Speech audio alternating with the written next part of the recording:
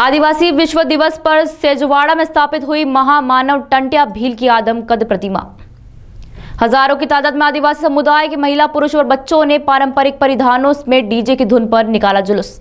सेजवाड़ा की धरती पर जमकर गरजा भील सेना का शेर शंकर बामनिया कहा कि ये संगठन राजनीति करने के लिए नहीं, भील समाज को एक जाजम पर लाने के लिए बनाया गया है। विश्व आदिवासी दिवस के अवसर पर भील सेना संगठन और आदिवासी समाज की ओर से ग्राम पंचायत सेजवाड़ा में महामानव टंट्या भील की आदमकद प्रतिमा स्थापित की गई है, जिसमें स्थानीय भील समाज के अलावा जिले भर के आदिवासी समुदाय के लोग आदिवासी वेशभूषा में शामिल हुए। कार्यक्रम को मंच से भील सेना संगठन के कार्यवाहन अध्यक्ष शारिम बामनिया, जिलाध्यक्ष चतर सिंह मंडलोई, प्रदेश अध्यक्ष रमेश बघेल और भील सेना संगठन संस्थापक शंकर बामनिया ने संबोधित किया। वहीं कार्यक्रम में आदिवासी समाज के प्रसिद्ध गायक कलाकार अर्जुन आरमेड़ा और उनकी टीम ने आदिवासी गीतों पर सबको नचाया।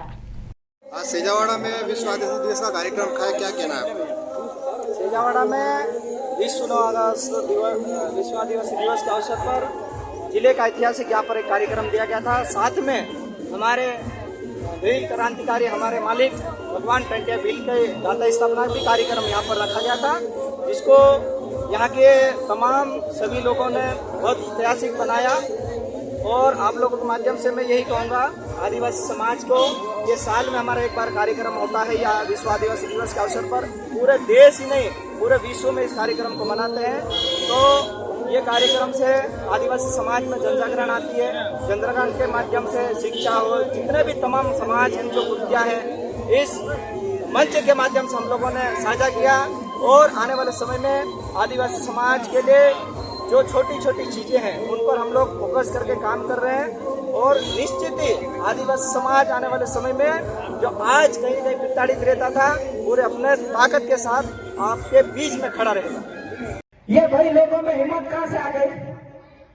अभी जो वक्त में राजू वल्लभ दादा आया था, उन्होंने कहा था कि हम लोग दाहवत से निकलते हैं तो आज से 20 साल पहले कहते थे, अरे रास्ते में कोई रोक ले तो उसको बोल देना मैं भील हूँ। मतलब उस जमाने में कितना हमारे समाज का खौफ भी था और सम्मान भी था। लेकिन अब तो क्या है, क्या हुआ वो कैलाश भील का मामला? पुलिस स्टेशन में घसीट कर मार डाला और उसके परिवार सड़कों पे न्याय मांगने के लिए आज भी भटक रहे। आपने देखा होगा चंद सिक्के चोरी हो गए सोने के, क्या मालूम क्या हुआ?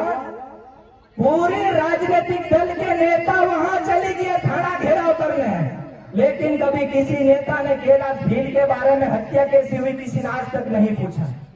आप बताइए, वो सोने के सिक्के जरूरी थे कि कैलाश भील की जान जरूरी थी? बताओ, किसकी जान जरूरी है कि सिक्के जरूरी है? न्याय किसको मिलना चाहिए, वो सिक्के वालों को कि वो कैलाश भील को? आज कैलाश भील को न्याय के लिए कोई लड़ाई नहीं लड़ रहा। हम ये कह रहे ना, अगर सिक्के का में जो भी हमारे स्टाफ के या जो भी पुलिस कर्मचारी शासन के लोग अगर वो गलत है तो उन पर कार्रवाई होना चाहिए, हम भी मानते हैं। जिनके सिक्के उनको भी मिलना चाहिए। लेकिन आज हमारे भील समाज के बेटे की जान चली गई, उसके 3 छोटे छोटे बच्चे हैं, उसका पिताजी भी नहीं है, उसकी पत्नी और माँ बिल्कुल एक ही सहारा था, उसकी हत्या हो गई। उस विषय पे राजनीतिक दल के सारे नेता चुप हैं और सामाजिक संगठन के लोग आवाज उठाने जाते तो इधर उधर से फोन लगवाते हैं, आपका ये है वो है फलाना ढिमका। और फिर ये क्या है, भील सेना तो क्या टंट्या भील की सेना है? जब टंट्या भील अंग्रेजों से नहीं गोरों से नहीं डरा तो आले काले पीलों को तो अपन दौड़ा के सही कर देंगे। साथियों, आज काफी देर से यहाँ पर आप लोगों ने सारी चीजें देखी, इस कार्यक्रम को भव्य भी बनाया। मैं आप लोगों से एक ही बात कहता हूँ, अपना निर्णय खुद लो। विधायक भी तुम्हारा रहेगा, सांसद भी तुम्हारा रहेगा, पंच सरपंच भी तुम्हारे रहेंगे, लेकिन हमको एक जजम से फैसला लेना पड़ेगा, तब जाके तुम सही आदमी को पूछा पाओगे। नहीं तो हम ऐसे गूंगे बहरे को विधायक को भेज देते विधानसभा और लोकसभा में सांसद में बना के, वो विधानसभा लोकसभा में क्वेश्चन ही नहीं करता है, हमारे क्षेत्र की समस्या क्या है ये भी नहीं बताता है। और मैं तमाम समस्त कर्मचारियों से कहना चाहता हूँ, जो हमारे आदिवासी समाज का सर्टिफिकेट लेकर नौकरी कर रहे हैं, अपने आप को वो भी बहुत ज्ञानी समझते हैं, उन लोगों को भी मैं कहना चाहता हूँ, आपने अगर आपने शिक्षा ली है तो गांव की स्कूल से ली है। आज बहुत सारे कर्मचारियों को मैंने देखा, गांव में बच्चे जाते हैं तो उनको ऐसा लगता है कि यार गांव में जाएंगे तो बच्चे बिगड़ जाएंगे। अगर बच्चे बिगड़ जाते हैं तो आपने जो शिक्षा दी तो आप क्यों नहीं बिगड़े भाई? आपके परिवार से दूर होके अगर आप गांव में ध्यान देते तो आपके परिवार में भी 1-2 बच्चे पढ़े लिखे शिक्षित हो जाते। कहीं न कहीं हमारे लोगों की कमजोरी रही है, चाहे सरपंच हो, चाहे तड़वी हो, चाहे पटेल हो, चाहे पुजारा हो, चाहे चौकीदार हो, या चाहे जो गांव का कर्मचारी हो, या आप और हम सब में से जो बेटे उनमें भी कमी पेशी है। क्योंकि हमने अपने आप को झांककर नहीं देखा साथियों। हम हमारा अधिकार सही प्रकार से मांग लेते हैं, सही प्रकार से नियम कानून से बात कर लेते हैं, तो आज हमको सड़कों पर घूमने की जरूरत नहीं पड़ती। आज तमाम लोगों से मैं यही अपील करता हूं, विशेषकर शिक्षा पर पहले ध्यान दीजिए।